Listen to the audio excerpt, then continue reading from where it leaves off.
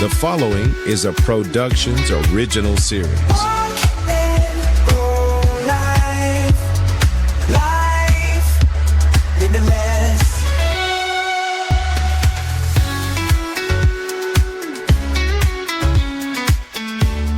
Hello and welcome to Walk and Roll Live. I'm Doug Vincent along with Addie Rich. Our podcast is dedicated to amplifying the voices of the disability community. I'm a polio survivor, wheelchair user, and Addie has cerebral palsy. and that's where we launch. How was your week? Yeah. Huh? My week was good. It was a bit challenging, but it was good. I had a funny experience though. So my husband loves YouTube. YouTube? He loves YouTube like it's college. Yeah. Yes. And he was watching YouTube about whales and sonar and humans and things, and who should appear but Brian Bushway in this episode. Is that right?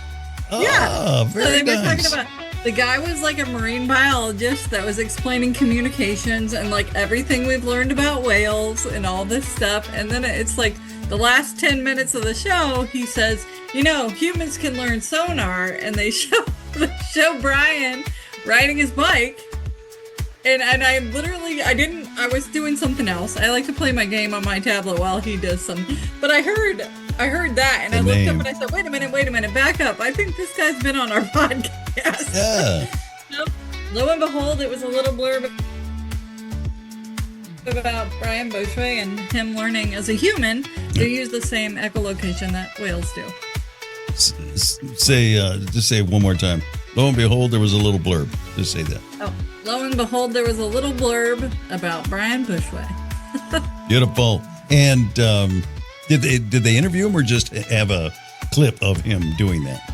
It was just a clip and him saying that there's this human that has learned to do this and, you know, lectures or whatever. But I was like, hey, I know him. It was a hey, I know him moment.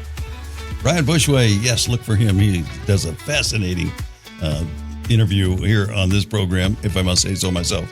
And he talks about not only did he learn, but he says I can teach other people, sighted or not. You don't have to have lost your sight to tap into that. So give it a listen. For me, nothing really. Just a dinner with the car guys, and we had Taco Tuesday. I was a big winner in the raffle that they have every month, and what I mean is it's an opportunity for people to clean out their closets and bring stuff that they don't want around the house anymore.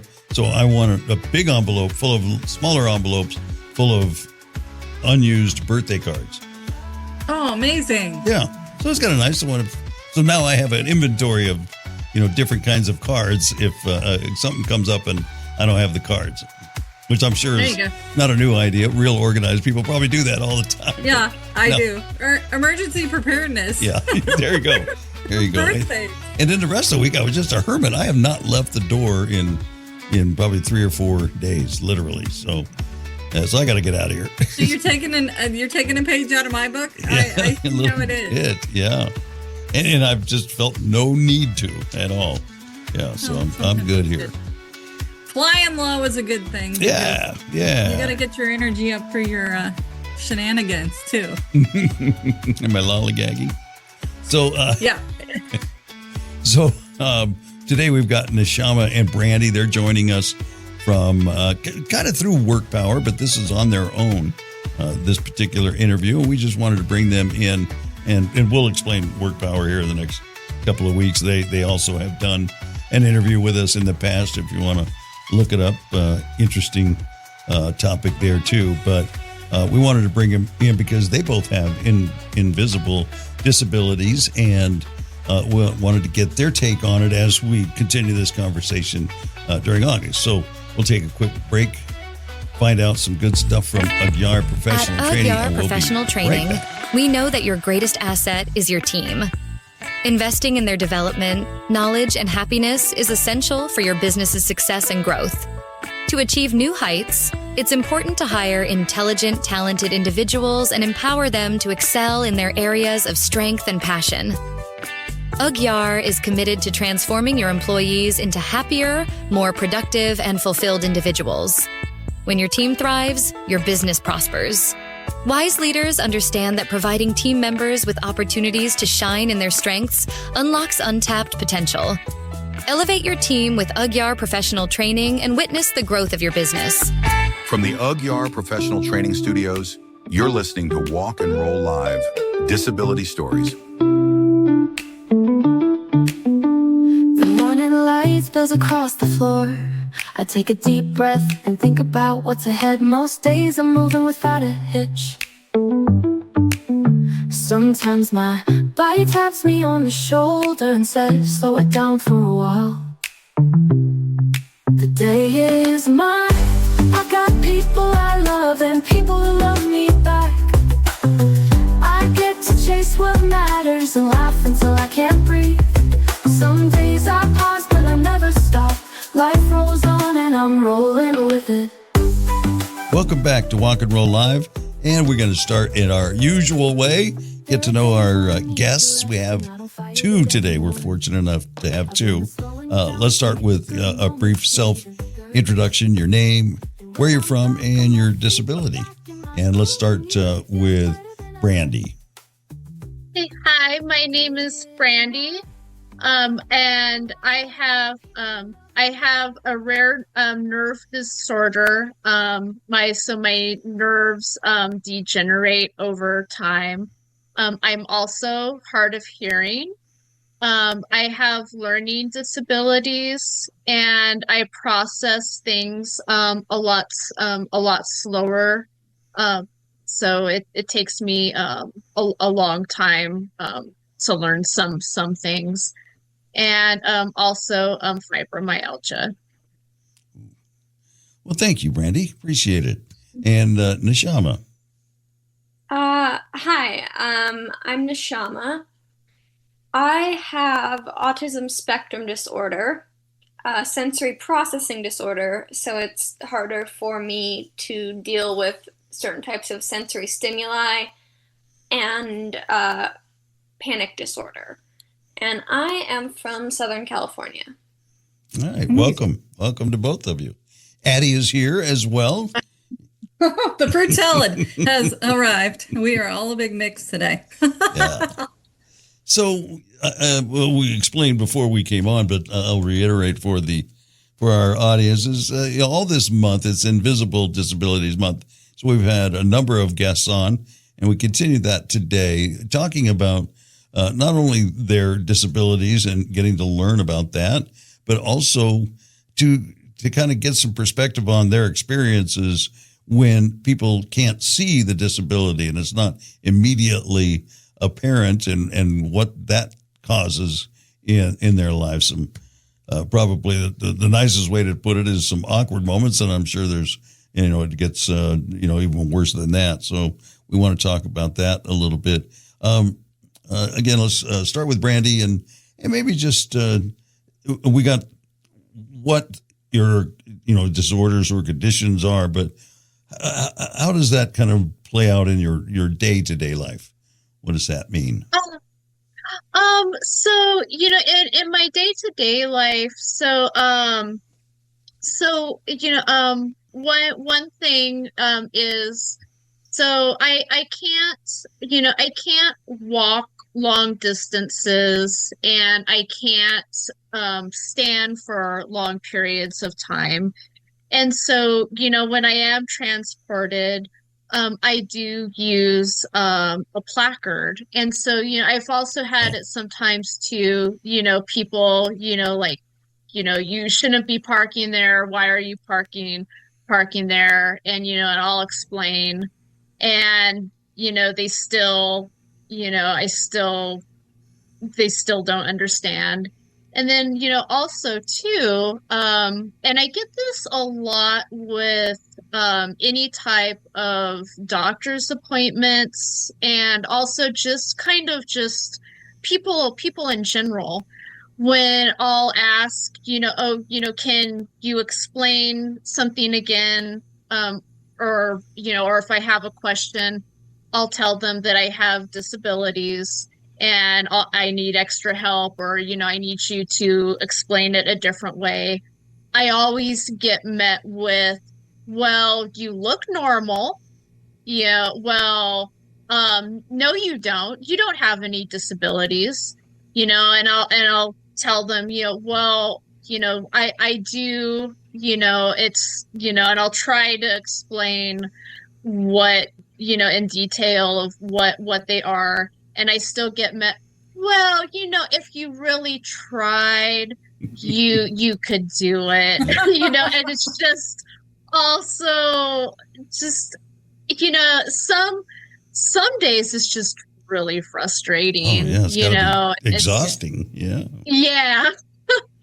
And it's just always, well, you're not trying. Well, if you applied yourself, you could do it. Mm-hmm. Well, you look fine to me. Or, if I can do it, you can do it. It's all, it's condescension. Yeah. All the condescension wrapped in a person. Yes.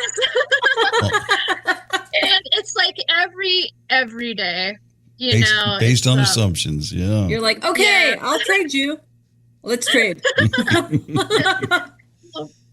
also in the school setting too, I've gone back to school and I've taken some classes here and there, but I do read well. My mom had pulled me out of school and taught me how to read, and I was homeschooled for a little while. But all the rest of my, like my testing, a degree is not really going to happen for me, and that's okay, but other people seem to have more of a problem with it than I do. And they're like, oh no, you're not at first grade level. Oh well, if you really tried to study math, I bet you could do it. And it's not just math, it's a lot of other subjects. I'm barely at first grade level, but I do, I read, beyond college level, and people think because of that, well, you can do everything. And so reading the words is different than necessarily the level that you can comprehend them, right? Yeah. Exactly. I used to be a middle school teacher, and I literally had this conversation last week with somebody about the ability to read is different than the ability to comprehend what's being said or implied, or all those extra things. Like, that's a whole different skill set, right? So well, and I think us are maybe more typical in that area. We take it for granted, and we can't really wrap our mind around how that would be different. We just assume, and I guess these people that you run into assume that, because you can read, everything else just falls into place, but it doesn't. Yeah. And Neshama, how about you? How about your experience? And I'm interested, like Brandi was saying, kind of a little bit about what's going on today, but also reaching back into, your earlier years when you were coming up through school. Well, I've had a lot of overlapping experiences with Brandi, but in a very, very different manner. I was diagnosed when I was 11, and that really uprooted kind of my entire childhood. I was diagnosed with both panic disorder and autism at the same time, and I was briefly institutionalized due to the severity of the panic attacks that I have. Most people, when they have a panic attack, it lasts for about 30 minutes. I was 11 years old, and I was having panic attacks that would last anywhere from an hour to 3 hours. Wow. Up to 3 times a day. And I was not able to function at all. And during that time, my autistic traits became very noticeable. I normally able to do what people refer to as masking, where you are able to sort of camouflage your differences and appear very normal to most people very well. But during that high stress period of my life, I wasn't able to mask it all.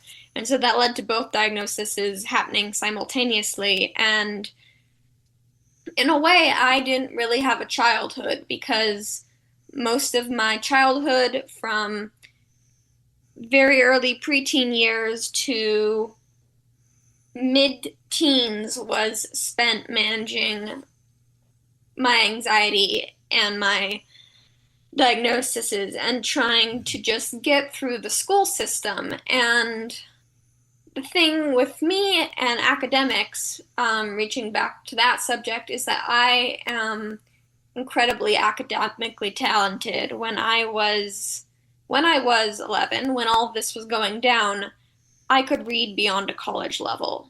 Academically, I am very well versed. I do not struggle academically in any subjects, but I struggle a lot with sensory stimuli. So anything you can think of that falls under that category: noise, lights, sound, touch, hearing, all of that. I think I repeated a few of them. Sensory stimuli, and then obviously the anxiety. And I kind of made a pact with my parents around sixth grade that I would get through school, and as long as I stayed in school, I would not be reinstitutionalized. And that is what happened. I made it through school, and I love learning. I love school, and I did very well. I graduated, salutatorian of my high school. I graduated with honors. And because of that, because of what I am able to accomplish academically, people expect that I can do, like Brandi said, that I can do anything. And it really didn't hit me until I graduated high school and started out into adulthood that actually that is not true. I can't do anything, and there are actually a lot of things I do struggle to do. Like, I can't go to Costco. Yeah, that'd be like hell on earth, right? It's hell on earth for those of us that are not neurospicy, let alone put you in a situation where there's too much noise, it's too loud, too many things going on, the TVs are talking, the people are in the way. Yeah, exactly what you described. I can shop and I can cook for myself, but at this point I cannot live independently, and I have not been able. I have tried multiple times to pursue a college degree, and currently I have not been able to exist in a collegiate setting. I find it too overwhelming, and with the combination of, the sensory struggles and the anxiety, it just becomes completely crushing to try and stay in that environment. And so I have tried to, I've tried to find work. And I think everyone knows that getting work nowadays is just very hard, but not having certain qualifications and then also being disabled, I'm very limited in the type of jobs I can apply for and would be a good fit for me. And unfortunately, those fields are very competitive. And I have had really good interviews. I've had lots of experiences where I have, I've gotten pretty far in the hiring process, to the point where, I think, okay, this is the time when they are going to say, yes, this is it. I've got this in the bag. And so I will disclose my disabilities, and I will never hear from them again. And that can be frustrating because it feels like at the same time I'm always being overestimated and underestimated at the same time. Like, oh, no, no, no, no, you can't do this because you have autism, but you're not that autistic. You're only a little autistic. If you just tried harder, if you just, if you just push yourself, you can push through it. You'll be able to work through it, and you'll be fine. Yeah. And I feel like I'm always dealing with those two contrasting realities where it's like. So Neshama, may I ask, you're in a situation, just this interview seems like it might be something that would be stressful towards your panic disorder to kind of maybe trigger you. So are there strategies that you've learned over the years, or are there treatments that they've helped you with that kind of help you deal with this? There are. As I've gotten older, it's gotten a lot better because I have learned that, panic disorder, it can feel like it's going to kill you. It never actually does. And so I've sort of learned, I say it's like surfing, you just ride out the waves as they come. And, you can't stop the waves from coming, obviously, but you can sort of learn how to move with them and how to move around them. And I do take medication. I've taken medication every day since I was 11 years old that significantly reduces the amount of anxiety that I have. But I do have a lot of, I guess you'd call them coping strategies or management strategies, a lot of de-escalation, a lot of positive self-talk, a lot of reframing thoughts and ideas, And experience with the condition. So you've learned from that, it sounds like, too. So Brandi, yourself, too, what approaches have helped you learn or process information more effectively? So I, for me, I have to do certain concepts I just don't understand, even with like tutoring or when my mom would try to explain something, or sometimes a direct support I have now. She's really kind, but sometimes there's just things I don't understand. And, just repeating things over and over and over again, is helpful for me. And having things explained in a different way or shown, both explaining and showing really helps me too a lot of times.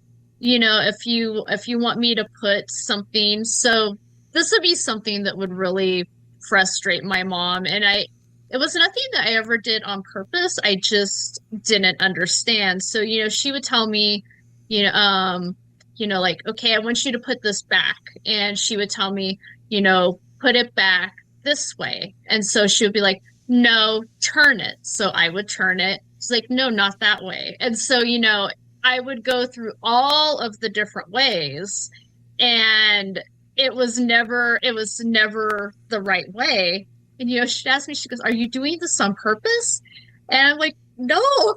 I'm like, I don't know. I thought I did turn it, so, people, I don't know, people just don't understand,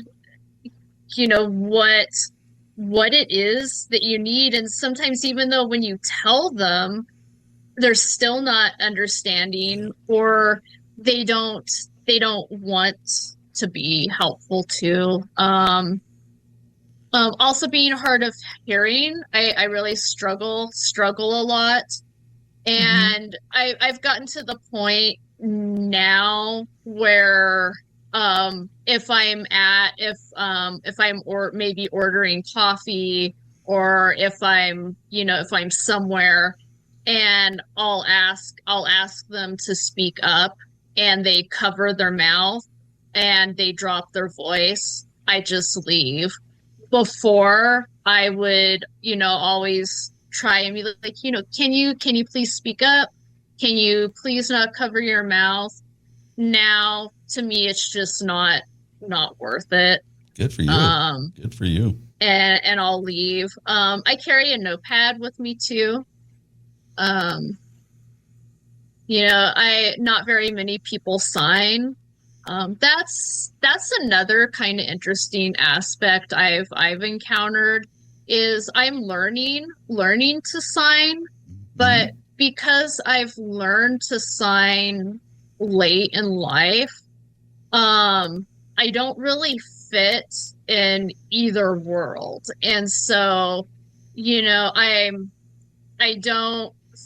definitely don't fit with hearing people, and I definitely don't fit with hard of hearing or deaf, because my signing even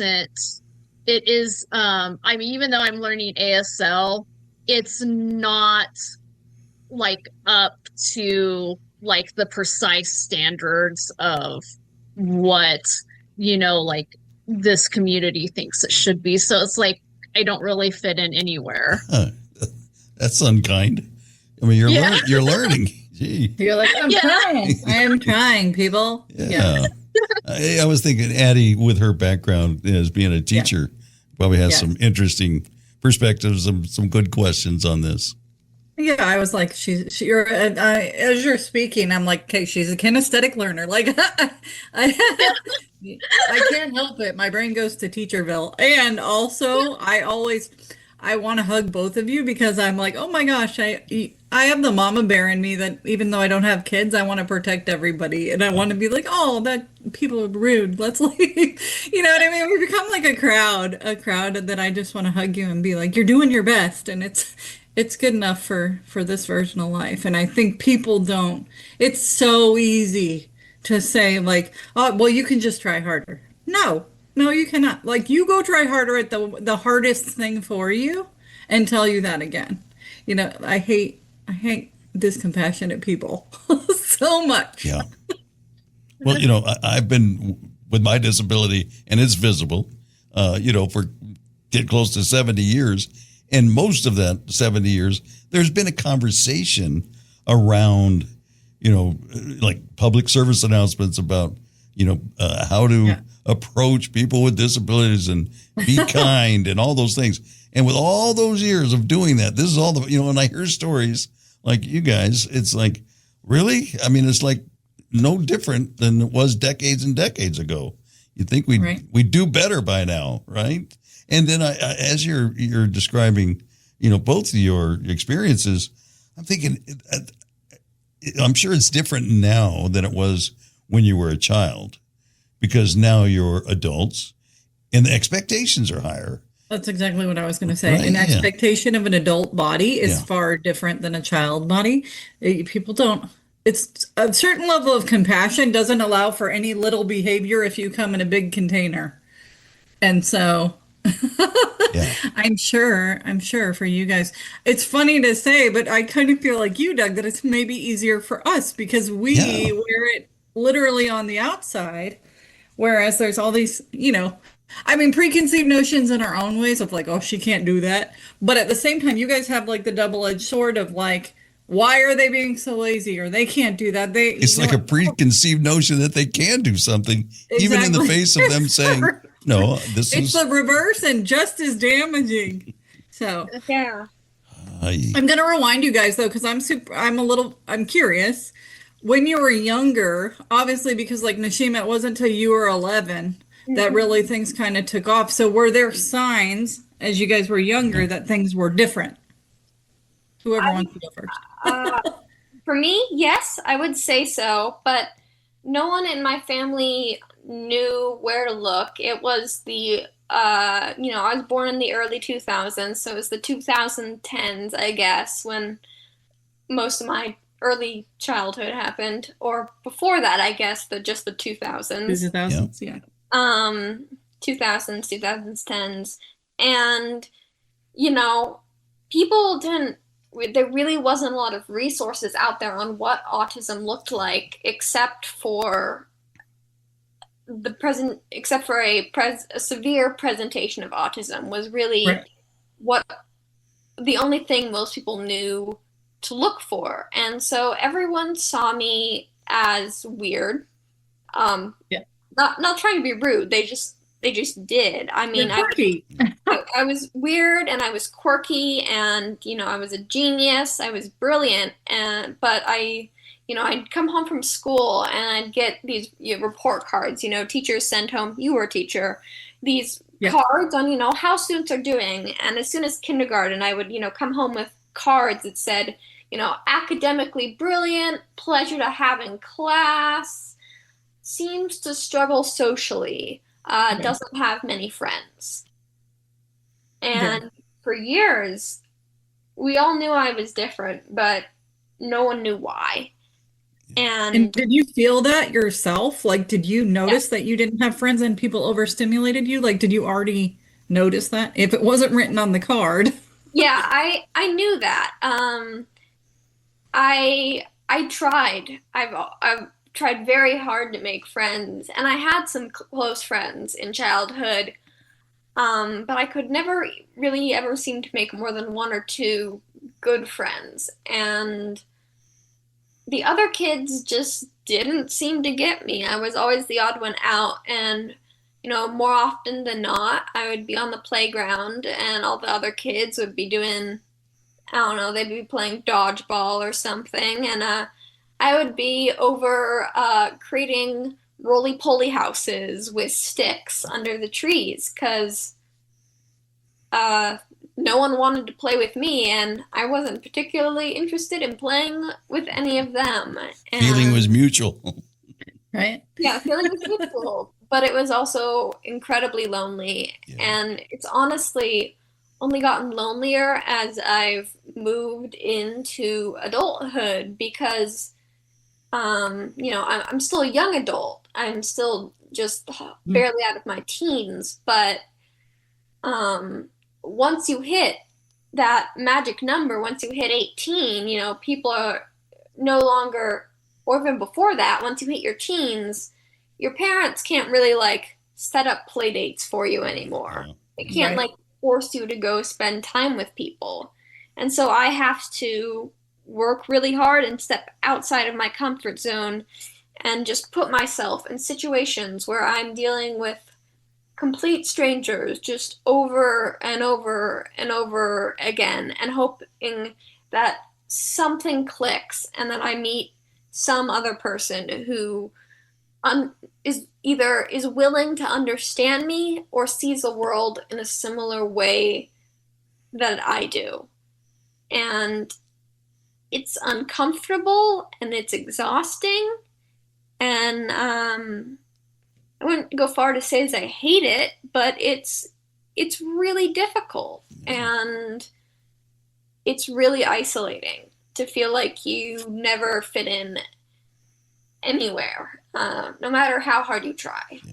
There's just always something about me that doesn't fit with other people. Normal people, I should say. Typical, you like to say, right? Yeah. Non-spicy people. Can you relate to that, Brandi? Yes. So for me, at an early age, my mom knew things things were going on. I started. They didn't know what I had at first, but I had I have a history of seizures. I haven't had seizures for a long time, but I spent most of my childhood in the hospital. I had all kinds of seizures all of the time, and so at 3, my mom knew, she knew kind of that there's something going on before that, but at 3, was really kind of the definitive marker for me. And was having to go for like all kinds of testing, and then they finally figured out that it was Lay's, but it took a while to get there, and for me, I had missed, I had to repeat kindergarten, because they knew that I was having trouble learning all of the concepts, and at the time they just thought, well, maybe if she repeats it, maybe it will get better. You weren't hitting certain markers, right? Yeah, I wasn't at all. And then from there, the school I was at the time didn't have any kind of special education program, so they sent me to a school that did. And I had some friends, but like growing up, it's just, I don't know, it was just kind of hard. There's a few friends, but not, people don't really understand. And and then too, as you're going through junior high and high school, those were really difficult for me. I was bullied a lot, and I've heard people say often, you're like, oh, those are the best days of your life, and oh, what I give to go back to that time. You cannot pay me enough to relive no amount of money that would ever be worth that. Just the thought, I'm sure, makes you shudder. I know. Yeah. No thanks. Yeah, I'm good. I taught middle school, and I was like, okay, please let me out of here. And that brings me, because I was thinking about this, and that kind of touches what I was thinking about. When you run into these encounters, and maybe I'll ask you, Brandi, and then get Neshama to share on this too, but because I know that it's kind of this way with me. It's person to person, because there are people, even when it's visible, they have questions and they want to ask, and as long as they're respectful in my mind, I'm fine with sharing. But if they ask me in a certain way that just is not respectful in my mind, let's just put it that way, I'll just make up stupid answers, or pretend like I don't understand what they're asking or whatever. Your sarcasm kicks in. It kicks in hard, yeah. So I'm just curious with you. Do you have days when you may just have fun with it, or or you kind of judge that person at the time and how they're asking? Yeah, they're being respectful. I'll give them a real answer. And are there other times where you just like, F it, I'm going to play with this, just have fun with it? Yeah, for me, if they're really sincere, I by no means mind explaining or sharing. But but sometimes, and it's just kind of just been more so recently that I've started to snap back a little bit. But when somebody will say, oh, well, obviously you could apply yourself and really do it if you wanted to. And, and I've gotten to the point where I'm just kind of like, yeah, you know what? You're right. That must be, whatever the thing is. Mm-hmm. So Nobody's I ever also told me that. yeah, I also don't drive, but I'll also tell him like, oh yeah, so also that must be why I don't drive too, because I haven't applied myself, or whatever the situation may be, and then they'll kind of kind of back off. But Like, well, yeah. You're like, I'll give you I don't drive either because of my CP, but some of those people, right? You just want to be like, okay, you go stand in the middle of the street and I'm going to practice. And then we'll decide if it's a good idea. As I'm sitting listening to this, I'm thinking, well, if you carried out the logic, then anybody, if they just applied themselves enough, they could run a 10-second, 100-yard dash. Yeah. Yeah. No, it's Yeah. not the way it works.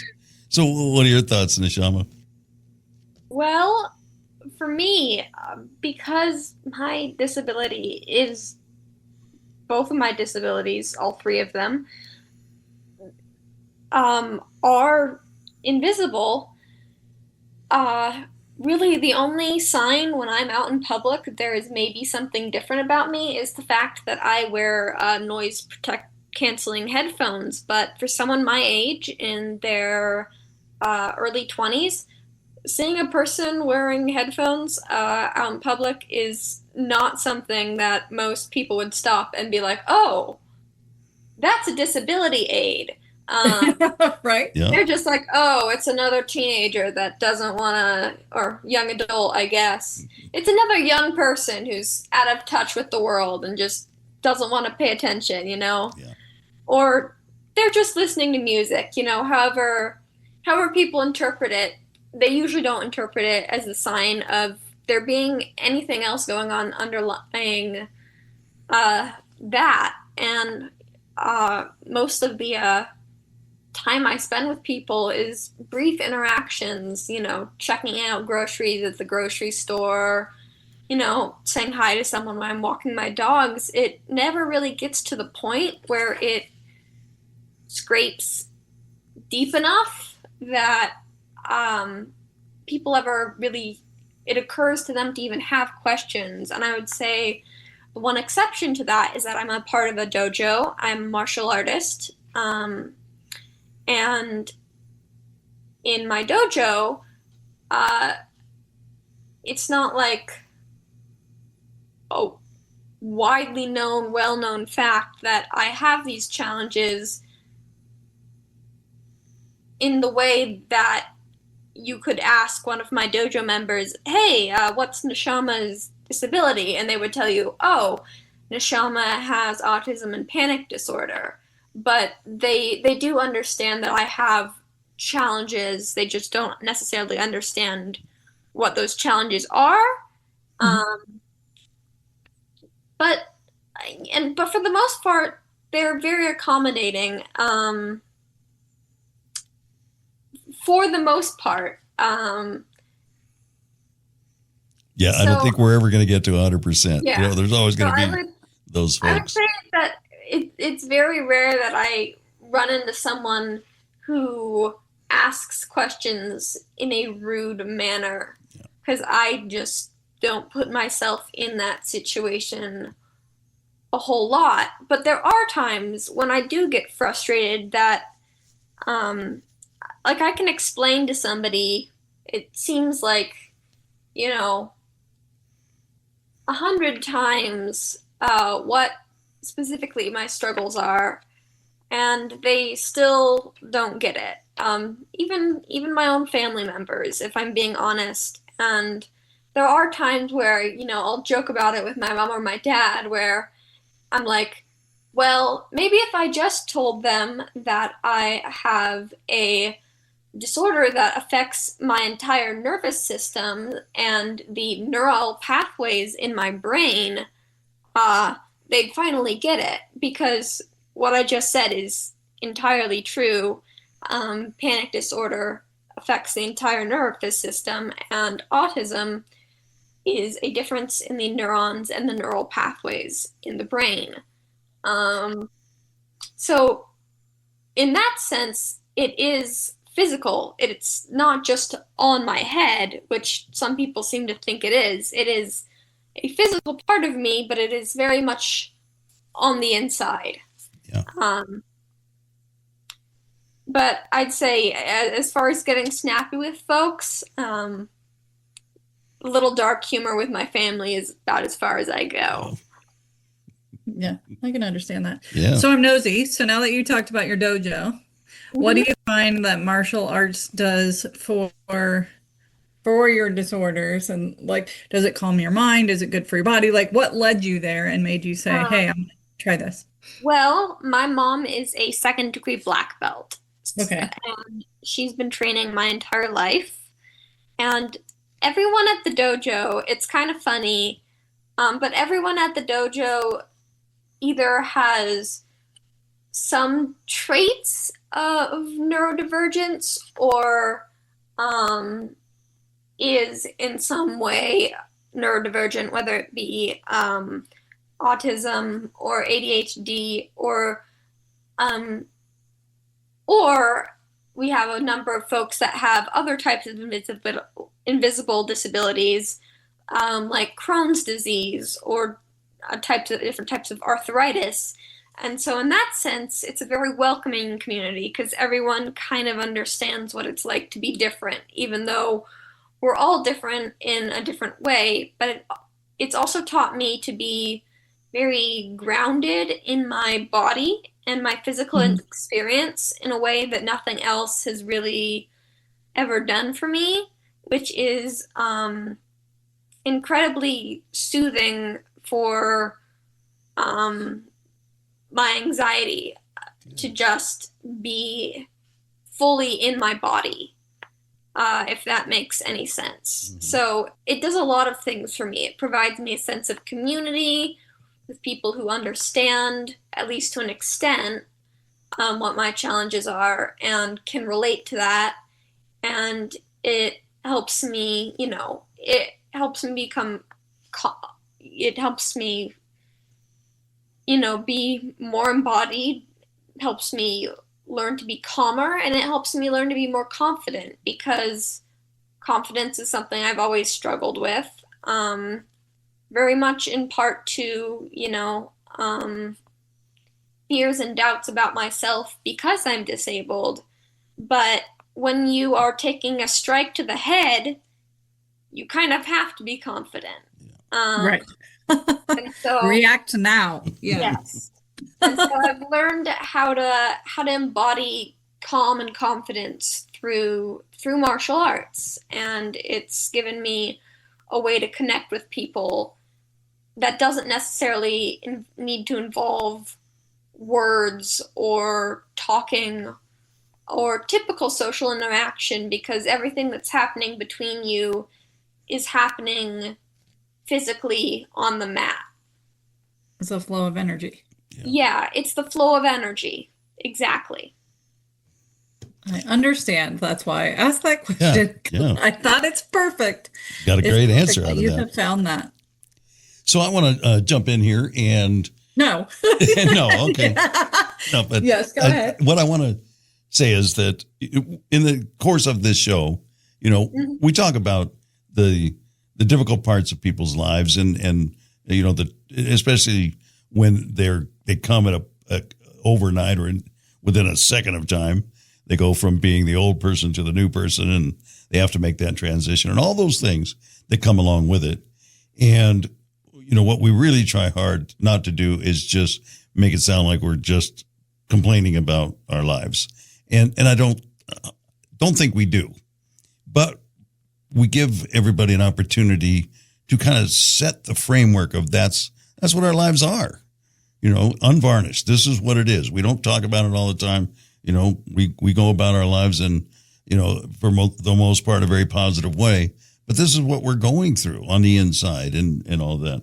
And so having said that, one of the best things that comes out of this show is to learn how people cope with those things, what they would like the world to look like that would cause us maybe a little less pain in those interactions with people, make our lives a little bit easier so we don't have to deal with those things. So, whoever wants to take it first, are there things that you would like to see in society or with individuals, and how could they give us a little more grace, especially for those that it's invisible and you have to deal with the disability in addition to now all these other factors?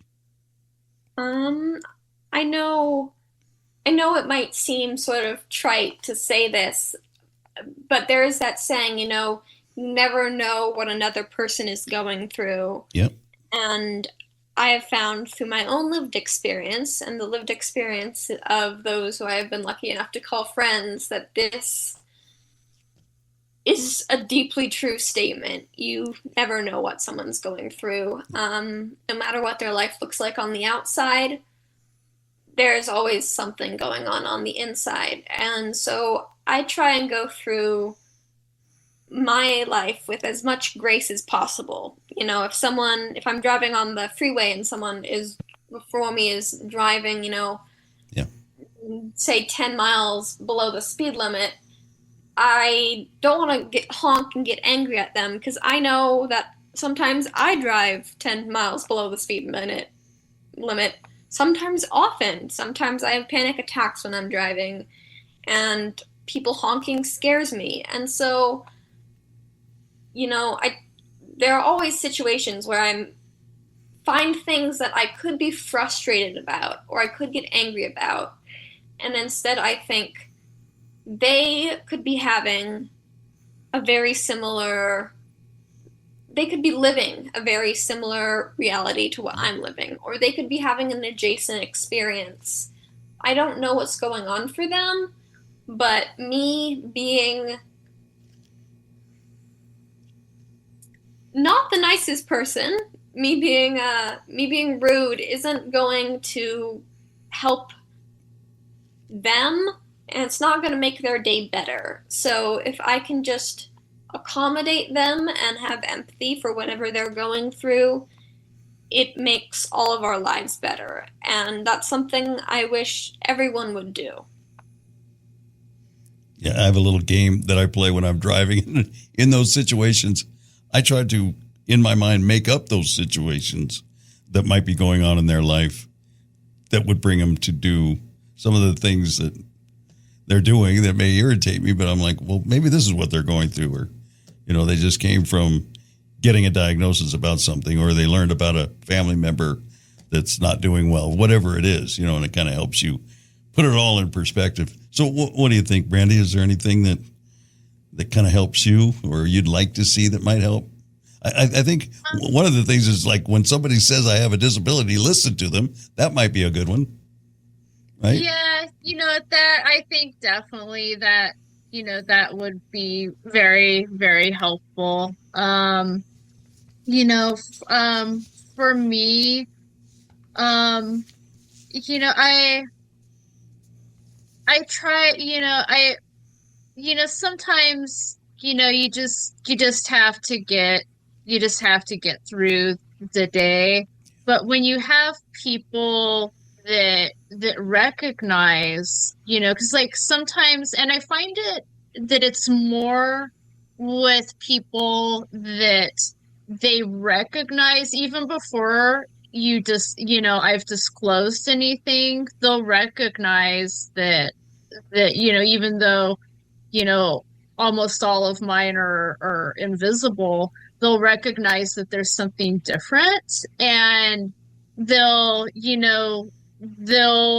show kindness and recognize that I may need a little bit more time, or they'll ask, would it be helpful if I explained it in a different way? And it makes a big difference. And just on the ones that are extremely unkind, if I have to fill out paperwork or something, I just fill out the paperwork and just try to get through the moment and just, wait it out. I know what it's like when people are unkind, and I don't want to be unkind to anyone. But at the same time, you can't be a doormat too. So so sometimes I'll just be like, okay, well, here's the paperwork, or, here it is, and I'll just try to remove myself. But, it's, when people recognize that you may need something and they do it in a kind way is really nice. Awesome. Thank you. Well, and thank you both for taking some time out and sharing your experiences and some of your coping mechanisms and what you would like to see, all of that. We appreciate that. And I tell you, and Addie, I'm sure will agree, no lack of confidence, I don't think, coming on and doing something like this for the first time. And, you held your own very well. And you both did really well. Yeah. Awesome. So take a bow. Give yourself a cool point. Put it on your win board. Also, I want to tell the audience that we'll be talking to you guys again soon, because you guys have been working on a project for Work Power, which is on our resource page. They have a lot of great resources, but there's something new coming, and I'm not going to say too much more than that because I haven't asked if I can do that yet. But we'll hear from you guys again when you're talking more about that. Yeah. So I'll kind of give you the final word. If you guys each want to just kind of maybe a final thought. Brandi? Sure. I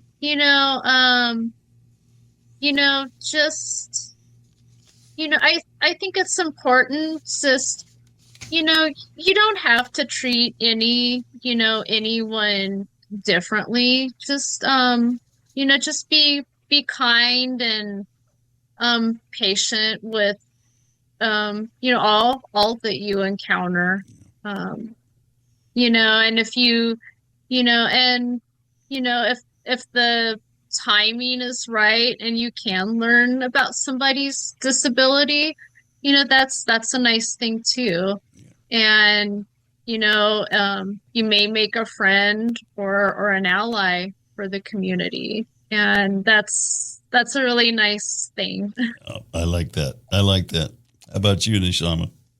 Well, I'd really just want to second Brandi's statement and just say to go through life with as much empathy and understanding as you can on a day-to-day basis, and just be willing to accept people regardless of their differences. And like Brandi said, when you have the chance, try and learn about someone and try to understand, and maybe learn something about yourself in the process too. Brilliant. Perfect. Yes. Yay. Well, thank you guys once again for coming on Walk and Roll Live. Enjoy the rest of your day. Each week on Walk and Roll Live, we share honest and open stories of people living with a disability. In terms of my goals, I'm really enjoying life right now. I'm looking for a way to retire at 44 and just pursue this wheelchair athletics career of mine. So if you have any ideas, I'd really appreciate it. Join us weekly for another powerful episode. Walk and Roll Live, wherever you get your podcasts. Life Limitless. Subscribe now.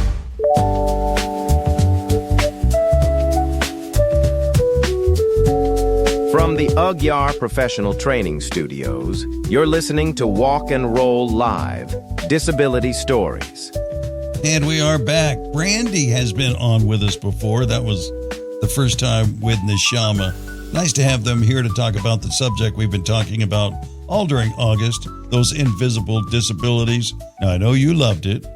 What did you love about it? I love this story because, I love this whole month that you have commingled this theme that we can talk about all these different things, right? Because there are so many hidden disabilities and so many assumptions about different disabilities, like autism, like sensory differences, like these different things that we're learning about with these young ladies. Because to have Neshama be salutarian and have a difference, right? There's so many when my sister and I talked with you, she was talking about how she feels like she has to prove that I'm smart.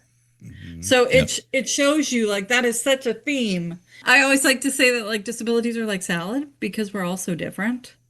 Each time we interview somebody new, you know that I've kind of hung back in the community. I mean, I had to be me and I had to be in this body, but I've learned so much over a year and a half of just interviewing different people. And as much as listeners' minds get blown, so does mine. And I love getting kind of put in my place about what I know about X, Y, or Z, right? I'm right there with you. Yeah, I thought I had it all figured out, before I started doing this. And I mean, not all, but I figure I thought there was a whole lot more I could bring to it maybe than I could get out of it. And it's blowing me out of the water. I feel humbled, by really how much I'm getting out of it and just the insight that I'm gaining, all of those things.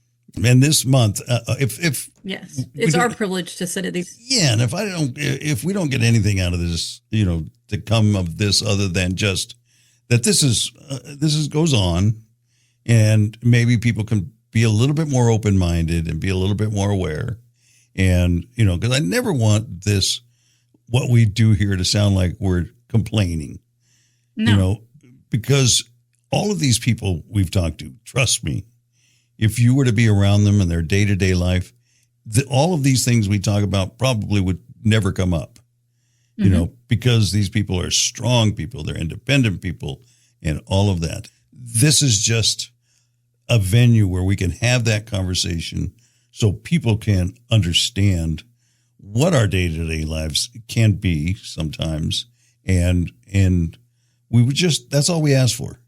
Just a little extra grace, just a little insight, just maybe take a moment and think before you say something that, I don't think we're all that sensitive. We've taken some of these things our whole lives in some instances, and they're not going to break us, but, it would be just nice to get a little more insight from some people.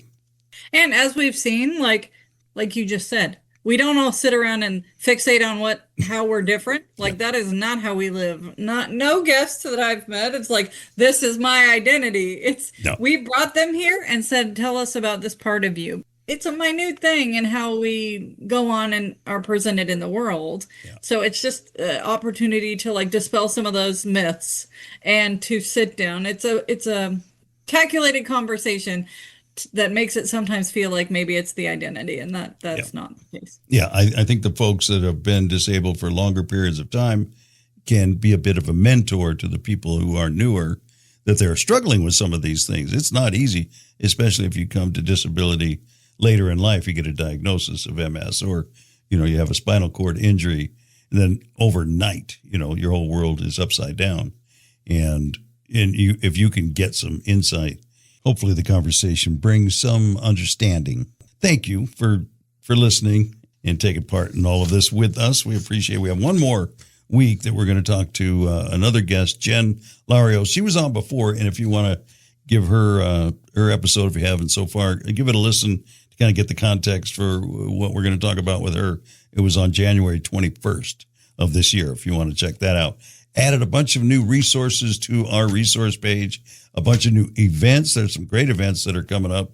So check those out. If you have an event from an organization that you attend, please pass it along. We'll add it to our events page. And I think that's all we've got. Any closing? No, we need to say like, subscribe, press all the buttons. Doug likes to cut himself off with that. Thank you. Thank you. To follow us. So as human Post-it note, we'll stick our nose in and remind you that we like to have you here. I appreciate it. Thank you. Thank you. We're having a celebration this week. We are having a celebration because Doug has been here a long time, a short time in the eons, a long time in this version. So I'm excited. I've said it a few times. What's that? Right? What's that? I said I'm excited to hear all about the parties. Yeah, we got a little gathering coming up this weekend. I say all the time on that show, I'm old. Well, it'll be the big 7-0 this weekend. Yeah, so, right? Woohoo! Yeah. I feel like it should be at a car wash. You should have like a holly hobby cake for old time's sake. And so we don't take any more time here. When we get together, when I come out and visit, that's the cake. But I will tell you that if you listen to Addie's episode, you'll get that reference about the car wash. So that'll Right? make sense. You'll understand why it's funny. All right, let's get out of here. Thanks for listening. I'm your host, Doug Vincent, along with Addie Rich from the AGYAR Professional Training Studio. This has been Walk and Roll Live, Disability Stories, Life Limitless. Walk and roll life. Life's the best. Walk and roll life. Life limitless.